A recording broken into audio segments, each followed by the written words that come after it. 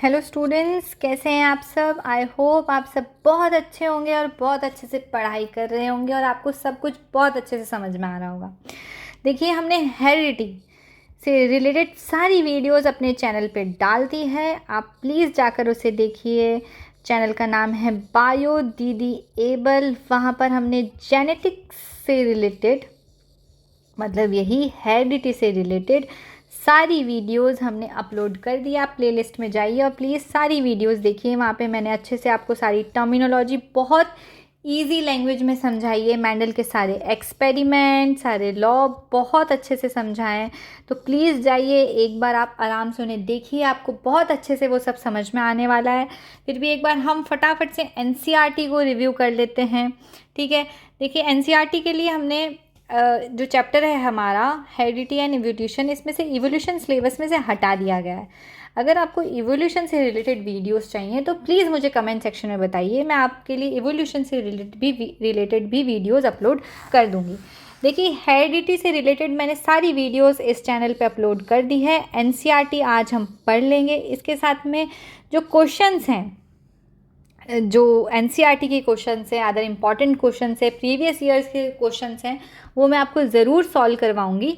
इसके अलावा अगर आपको कुछ और कंटेंट चाहिए तो प्लीज़ मुझे कमेंट सेक्शन में बताइए, मैं आपको प्रोवाइड कराने की पूरी कोशिश करूँगी।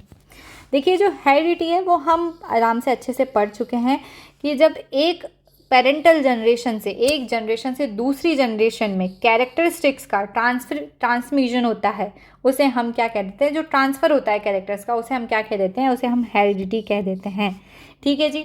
अब जो हेरिडिटी है वो देखिए जो हेरिडिटी है उसमें सेक्सुअल रिप्रोडक्शन का बहुत बड़ा हाथ है। देखिए, जो रिप्रोडक्शन होता है वो दो तरह का होता है। एक तो होता है सेक्सुअल रिप्रोडक्शन, एक होता है एसेक्सुअल रिप्रोडक्शन, ठीक है जी। तो जो सेक्सुअल रिप्रोडक्शन होता है ना, इसमें हमें वेरिएशन ज़्यादा देखने को मिलती है। हालांकि ये जो प्रोसेस है ये थोड़ा सा लॉन्ग प्रोसेस है, टाइम टेकन प्रोसेस है, थोड़ा सा कॉम्प्लेक्स प्रोसेस है। अगर हम कंपेयर करें एसेक्सुअल रिप्रोडक्शन को तो इसमें माइनर वेरिएशन देखने को मिलता है, थोड़ा सा कम वेरिएशन देखने को मिलता है, और ये थोड़ा सा फास्ट प्रोसेस भी है अगर हम कंपेयर करें, और थोड़ा इजी भी है, और कम टाइम में हमें प्रोजेनी मिल जाती है। और इसमें हमें क्लोन प्रोजेनी मिलती है, मतलब ऑलमोस्ट सेम फोटो कॉपीज हमें इसमें मिल सकती हैं, हम ये कह सकते हैं। बट सेक्सुअल रिप्रोडक्शन में ऐसा नहीं होता है। क्यों नहीं होता है यहाँ पर सेक्सुअल रिप्रोडक्शन में? देखिए, आपके यहाँ पे आराम से एक क्वेश्चन बन सकता है कि जो सेक्सुअल रिप्रोडक्शन है और जो एसेक्सुअल रिप्रोडक्शन है, इसमें से दोनों में से ज़्यादा किस में वेरिएशन देखने को मिलता है? तो देखिए, जो एसेक्सुअल रिप्रोडक्शन है उसमें हमें थोड़ा सा माइनर वेरिएशन देखने को मिलता है। सेक्सुअल रिप्रोडक्शन में हमें ज़्यादा वेरिएशन देखने को मिलता है। क्यों?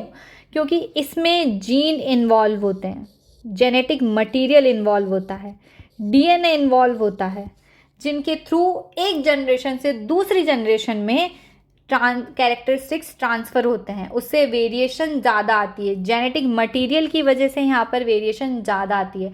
हमने लॉ ऑफ सेग्रीगेशन देखा है, हमने देखा है गैमीट्स की प्योरिटी का जो हमने देखा है, उसकी वजह से क्या होता है कि वेरिएशन ज़्यादा आती हैं, ठीक है। समझ पा रहे हैं आप इस चीज़ को? तो हमारा यहाँ पे एक क्वेश्चन हम इजीली सॉल्व कर सकते हैं कि जो सेक्सुअल रिप्रोडक्शन होता है उसमें हमें वेरिएशन देखने को ज़्यादा मिलती है। और वो क्यों देखने को मिलती है? क्योंकि सेक्सुअल रिप्रोडक्शन में जेनेटिक मटेरियल जो है वो इन्वॉल्व होता है, डीएनए जीन इन्वॉल्व होते हैं, इसलिए। देखिए, इन्होंने यहाँ पे एक एग्जांपल लिया है शुगर केन का। इन्होंने यहाँ पे एग्जांपल लिया है शुगर केन का कि जो शुगर केन है उसमें जो वेरिएशन है वो हमें कम देखने को मिलती है। अगर हम कंपेयर करें ह्यूमन बीइंग को शुगर केन से, इन्होंने यहाँ पे एग्जाम्पल लिया है ह्यूमन बीइंग और शुगर केन का। तो देखिए, शुगर केन जो होता है वो एसेक्सुअल रिप्रोडक्शन से बनता है, ठीक है। प्रोपोगेशन का एक मेथड होता है, उसके थ्रू बनता है। तो वो क्या होती है? एकदम क्लोन कॉपीज होती है, जबकि ह्यूमन बीइंग सेक्सुअल रिप्रोडक्शन से बनते हैं, ठीक है जी। तो आप देख सकते हैं कि जो गन्ने के खेत होते हैं जी, उनमें क्या होता है कि हम पहचान थोड़ी ना सकते हैं कि गन्ने का मम्मी कौन से, गन्ने के पापा कैसे हैं। जबकि हम सेक्सुअल रिप्रोडक्शन से जो ऑर्गेनिज्म प्रोड्यूस हुए हैं, जैसे हमारे पेरेंट्स हैं, हमारे जो फ्रेंड्स के पेरेंट्स हैं या हमारे फ्रेंड्स के जो भाई बहन हैं, दादा दादी हैं, या हमारे रिलेटिव्स, सबको हम इजीली डिफ्रेंशिएट कर सकते हैं क्योंकि ये सब सेक्सुअल रिप्रोडक्शन के थ्रू बने हैं। ठीक है जी। तो हमें वेरिएशन किस में ज़्यादा देखने को मिलेगी? हमें सेक्सुअल रिप्रोडक्शन में सबसे ज़्यादा वेरिएशन देखने को मिलेगी। ठीक है जी। अब आगे चलते हैं, accumulation of variation during reproduction. अब देखिए जो रिप्रोडक्शन के समय क्या एक्यूमुलेट, देखिए अब इन्होंने यहाँ पे एग्जांपल लिया है एक बैक्टीरियम का। देखिए मैं ऑलरेडी सारा कुछ आपको पहले ही एक्सप्लेन कर रही हूँ, इसलिए मैं बस आपको थोड़ा सा रिवाइज करा रही हूँ। आपको अगर कोई भी टर्म नहीं समझ में आती है तो प्लीज़ मेरी प्रीवियस वीडियोस को देखिए, मैं सारे लिंक आपको डिस्क्रिप्शन बॉक्स में प्रोवाइड करवा दूँगी। फिर भी आपको कुछ नहीं समझ में आता है तो प्लीज़ मुझे कमेंट सेक्शन में बताइए, मैं उसको रिजॉल्व करने की पूरी कोशिश करूँगी। देखिए इन्होंने यहाँ पे एग्जाम्पल लिया है बैक्टीरियम का। यहाँ पर इन्होंने एक पेरेंट लिया, जबकि सेक्सुअल रिप्रोडक्शन में हमने देखा है कि 2 पेरेंट होते हैं और उनसे जेनेटिक मटीरियल का ट्रांसफ़र होता है। ठीक है, यहाँ पर इन्होंने एक पेरेंट लिया तो यहाँ पे बहुत माइनर चेंजेस देखने को मिल रहे हैं। अगर हम इसका ये सिर मान लें, इसके ये 2 हाथ मान लें और एक पैर मान लें, तो देखिए जो इनसे प्रोजेनी बनी है, देखिए ये जो है ये पेरेंटल प्रोजेनी है और ये फर्स्ट जनरेशन मान लेते हैं और ये हम सेकेंड जनरेशन कह देते हैं। ठीक है जी। तो जो सेकेंड, फर्स्ट और पेरेंटल, उसमें ज़्यादा डिफरेंस नहीं है। देखिए सब सिमिलर से ही दिख रहे हैं, बस थोड़ा बहुत अलग कलर चेंज है कि भाई इसमें रेड आ गया, इसमें ग्रीन आ गया, इसमें पिंक आ गया, इसमें ये थोड़ा सा ब्लू आ गया और इसमें यहाँ पर ये बीच में चेंज है। ये तो देखिए ऑलमोस्ट सेम ही है ना जी। तो इसमें क्या होता है कि इतने ज़्यादा चेंजेस नहीं देखने को मिलते हैं, थोड़े बहुत माइनर डिफरेंस देखने को मिलते हैं, वो भी किसकी वजह से? डीएनए की कॉपी की वजह से हमें थोड़े बहुत क्या हैं चेंजेस यहाँ पे देखने को मिल जाते हैं। ठीक है। अब क्या होता है कि अब नेक्स्ट चीज़ ये आती है, जो एनवायरनमेंट है वो कौन से वेरिएशन को अडेप्ट कर रहा है। अब एनवायरनमेंट भी सारे वेरिएशन को अडेप्ट नहीं करता है। अब देखिए, अब हम जैसे ह्यूमन बींग्स हैं, हमें ठंड लगती है, जब ठंड का मौसम आता है तो हम विंटर क्लोथ्स पहन लेते हैं। ठीक है, ठंड से बचने के लिए, क्योंकि हम एनवायरनमेंट के अकॉर्डिंग अपनी बॉडी को अडॉप्ट कर रहे हैं, है ना। हम अपने अंदर एक न्यू एडेप्टेशंस ला रहे हैं कि भाई हम कैसे ठंड से बच सकते हैं। अगर सर्दी आ रही है, गर्मी आ रही है, तो हम उस अकॉर्डिंग हमारी बॉडी को मैनेज कर रहे हैं कि हम कैसे कैसे इस चीज़ पे सर्वाइव कर सकते हैं। हम डिफरेंट एनवायरनमेंट में हम कैसे सर्वाइव कर सकते हैं। जैसे बैक्टीरियम में वो हाई हीट पर भी जो है, हीट वाला होता है, उस पर भी ज़्यादा सर्वाइव कर सकता है। ठीक है, बेटर सर्वाइव कर सकता है। अब हम लोग बहुत ज़्यादा एकदम 100 डिग्री सेल्सियस पे सर्वाइव नहीं कर सकते हैं ना जी, ये 100 डिग्री सेल्सियस पे भी सर्वाइव कर जाते हैं। ठीक है जी। तो इसलिए क्या होता है, सबका डिफरेंट अडेप्टेशन होता है कि एनवायरनमेंट को कैसे कैसे वो अडेप्ट कर सकते हैं और एनवायरनमेंट किनको सर्वाइव कर, एनवायरनमेंट में कौन कौन सर्वाइव कर पा रहे हैं। ठीक है जी, ये क्लियर हुआ हमारे यहाँ से। अब हेरिडिटी हमने ऑलरेडी पढ़ लिया था कि जो एक जनरेशन से दूसरी जनरेशन में जो कैरेक्टरिस्टिक्स का ट्रांसमिशन हो रहा है उसे हम हेरिडिटी कहते हैं। सेक्सुअल रिप्रोडक्शन में ये हमें वेरिएशन हमें ज़्यादा देखने को मिलता है। हमें सिमिलैरिटी देखने को मिल सकती है, बट हमें सिमिलर प्रोजेनी देखने को नहीं मिलती है। मतलब हम ये कह सकते हैं कि हाँ, ह्यूमन बीइंग जैसा दिखता हुआ ये तो मिलेगा, बट हम फोटो कॉपी नहीं कह सकते हैं कि एकदम फोटो कॉपी नहीं मिलता है कि अरे यार मैं तो डिट्टो मेरी मम्मी की जैसी लग रही हूँ, ऐसा थोड़ी ना होता है। ठीक है, चेंजेस तो होते ही हैं। अब आ जाइए इनहेरिटेड ट्रेट्स। ट्रेट्स का मतलब मैं आपको पहले भी बता चुकी हूँ कि जैसे अगर हम हाइट, जो एक्सप्रेशन ऑफ कैरेक्टरिस्टिक्स का होता है, मतलब हमें पता चल चुका है कि हमारा ट्रेट क्या है, हम लंबे हैं, बौने हैं, है ना, हमारा स्किन कलर क्या है, हमारा आई कलर क्या है, डिफरेंट हमारा हेयर कलर क्या है। ठीक है जी। तो ये सब क्या आता है, ट्रेट के अंदर आता है। जैसे यहाँ पे इन्होंने एक एग्जांपल लिया है कि ईयर लोब देखिए आप, एक ह्यूमन बीइंग का ईयर लोब जो है, जो कान के जो निचला हिस्सा होता है, इसे हम ईयर लोब कहते हैं। ठीक है, ये ईयर लोब स्किन से अटैच है, यहाँ से अटैच नहीं है, और यहाँ पर ये अटैच है। देखिए आप ध्यान से, है ना, ये दिख रहा है कि ये अटैच नहीं है और ये अटैच है। तो ये देखिए 2 वेरिएशन देखने को हमें मिले। हालांकि ये हमें बहुत रेयर देखने को मिलता है और ये तो जनरली हमें देखने को मिल ही जाता है, तो ये रेयर देखने को, बट वेरिएशन तो है ना, क्योंकि ये सेक्सुअल रिप्रोडक्शन के थ्रू ऑर्गेनिज्म बन रहे हैं। ठीक है जी।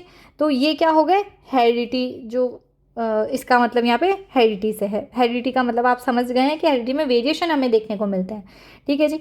Rules of inheritance for traits Mendel's contribute. अब मेंडल ने क्या क्या कंट्रीब्यूट किया था। देखिए जो मेंडल थे, इसका इंट्रोडक्शन जो है वो मैंने आपको पहले भी दिया है, थोड़ा सा यहाँ पे और दे रखा है, वो हम एक बार पढ़ लेते हैं। Mendel was educated in monastery and went on to study science and mathematics at University of when.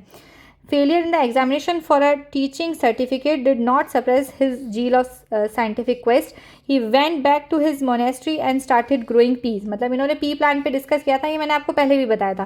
P plant का बॉटनिकल नेम है पाइसम सेटाइवम. ठीक है जी. And many others had studied the inheritance of traits in peas and other organisms earlier, but Mendel blended his knowledge of science and mathematics and was the first one to keep count individuals exhibiting a particular trait in each generation. This helped him to arrive at the laws of inheritance. और हमने laws of inheritance देखा है. हमने कौन कौन से inheritance के law देखे? एक तो हमने देखा है law of dominance. देखिए हमने कौन कौन से law देखे हैं. एक मिनट. देखिए हमने एक देखा है law of dominance. Second law देखा है हमने लॉ ऑफ सेग्रीगेशन या प्योरिटी ऑफ गैमीट्स. या फिर हमने थर्ड लॉ हमने क्या देखा है. थर्ड लॉ हमने क्या देखा है. Independent assortment. ये हमने हमारा थर्ड लॉ देखा था. ठीक है जी. और इन्होंने पी प्लांट पे एक्सपेरिमेंट्स किए थे, वो हमने monohybrid and dihybrid देख रखा है. देखिए अब इन्होंने क्या लिया है F1 प्रोजेनी में. देखिए इन्होंने कैरेक्टरिस्टिक्स लिए थे, ये भी मैंने आपको बता दिया था कि इन्होंने पी प्लांट के कौन कौन से कैरेक्टरिस्टिक्स लिए थे, वो भी मैं आपको वीडियो में बता चुकी हूँ ऑलरेडी. ठीक है. देखिए अब इन्होंने क्या किया है मोनो हाइब्रिड, मतलब पहले क्या किया, एक कैरेक्टर को लेके इन्होंने क्रॉस कराया था. इन्होंने एक कैरेक्टर को लेकर क्रॉस कराया था. तो इन्होंने देखिए टॉल और शॉर्ट, मतलब ड्वार्फ. शॉर्ट को हम ड्वार्फ भी बोल सकते हैं. ठीक है जी. तो जो फर्स्ट हमें जो जनरेशन मिली थी F1, जो हमें जनरेशन मिली थी उसमें हमें ऑल टॉल ऑफस्प्रिंग मिली थी. जबकि हमें जो सेकंड जनरेशन मिली थी इसमें हमें शॉर्ट भी मिला था. ठीक है जी. तो ये क्या कहना चाह रहे हैं कि मतलब कैरेक्टरिस्टिक्स तो है, मतलब हमने शॉर्ट और टॉल के तो लिए हैं. सेग्रीगेशन, हमने जो सेग्रीगेशन वाला लॉ देखा था उससे हमें क्लियर हो जाता है ना कि भाई प्योरिटी तो है गैमीट्स की, बट F1 जनरेशन में वो अपने आप को शो नहीं कर पाए, बल्कि F2 जनरेशन में उन्होंने अपने आप को शो कर दिया था. ठीक है. तो यही हमारा मेंडल का लॉ इसमें ये बताना चाह रहे हैं. मेंडल फिर उन्होंने क्या करा था कि 2 ट्रेट्स को लेके एक्सपेरिमेंट किए थे. यहाँ पर तो उन्होंने एक ट्रेट को लेके एक्सपेरिमेंट किया था. ठीक है. वो एक्सपेरिमेंट आप लोगों को याद है ना. देखिए अगर आपको कंप्लीट डिटेल्स चाहिए तो आप प्लीज़ प्रीवियस वीडियोस देख लीजिएगा, आपको समझ में आ जाएगा. फिर भी मैं एक बार शॉर्ट में बता देती हूँ कि उन्होंने होमोजाइगस प्योर लाइन पेरेंट्स को क्रॉस करवाया था, तो उन्हें मिला था F1 जनरेशन हेट्रोजाइगस. उन्होंने होमोजाइगस पेरेंट्स को क्रॉस कराया था, तो उन्होंने F1 जनरेशन में उन्हें हेट्रोजाइगस पेरेंट मिले. जब इनकी सेल्फिंग कराई या सेल्फ क्रॉस कराया या पॉलिनेशन कराया तो उन्हें क्या जीनोटाइप मिला था. यहाँ पे 3:1 का फिनोटाइप मिला था एंड जीनोटाइप उन्हें 1:2:1 का उन्हें जीनोटाइप मिला था. ठीक है जी. ये टॉल और ये ड्वार्फ और ये कैपिटल टी, ये capital T small T and ये स्मॉल टी. ठीक है जी. तो ये इन्होंने मोनो हाइब्रिड क्रॉस में मिला था. जब उन्होंने केवल एक कैरेक्टर को लेके बात करी थी तब उन्हें ये डेटा मिला था. ठीक है जी. फिर उसके बाद उन्होंने डाई हाइब्रिड क्रॉस कराया था. ठीक है जी. डाई हाइब्रिड क्रॉस कराया था तो उन्होंने 2 डिफरेंट जो वेरिएबल्स लिए थे, 2 डिफरेंट ये लिए थे. इन्होंने क्या लिया था, इन्होंने राउंड और येलो, सॉरी ये कैपिटल वाई आएंगे यहाँ पे, राउंड और येलो सीड्स लिए थे. और यहाँ पर इन्हें रिंकल्ड ग्रीन सीड्स लिए थे. ठीक है. इनका क्रॉस कराया था इन्होंने. जो इन्हें F2 जनरेशन में जो फिनोटाइप देखने को मिला था वो इन्हें देखने को मिला था 9:3:3:1 एंड जीनोटाइप आप लोगों को याद अभी भी नहीं हुआ है. ठीक है जी. जो जीनोटाइप इन्हें देखने को मिला था वो 1:2:1:4:1:2:2:1. ये इन्हें जीनोटाइप अपनी नेक्स्ट जनरेशन में देखने को मिला था. ठीक है जी. तो ये हो गया हमारा एक और डेटा. ठीक है. यह इन्हें मिला था देखने को. इसके बाद इन्होंने जो 3 लॉ दिए थे वो तो हमने ऊपर देख ही लिए हैं. ठीक है. इसके बाद सेक्स डिटर्मिनेशन वाला हमने पढ़ लिया था कि कैसे सेक्स डिटर्मिनेशन किया जाता है. जो मेल होता है इसकी जो रिप्रोडक्टिव सेल होती है उसका नाम होता है स्पर्म और इसका नाम होता है ओवम. ठीक है, इनके पास XY क्रोमोसोम्स होते हैं और इनके पास XX क्रोमोसोम होते हैं। ऑटोसोम जो होते हैं इनके सेम होते हैं, जो सेक्स क्रोमोसोम होते हैं वो इनके पास XY और इनके पास XX होते हैं। मेल के पास ये होते हैं, फीमेल के पास ये होते हैं। फिर इनसे गैमीट्स बनते हैं, एक XX, जब XX गैमीट मिलता है तो XX मतलब फीमेल बनेगी, और जब Y और X गैमीट मिल जाता है तो क्या बनता है, मेल बनता है। तो इससे ये पता चलता है कि जो हमें ऑर्गेनिज्म मिलने वाला है वो बेबी गर्ल होगा या बेबी बॉय होगा, वो डिपेंड करता है केवल मेल पर।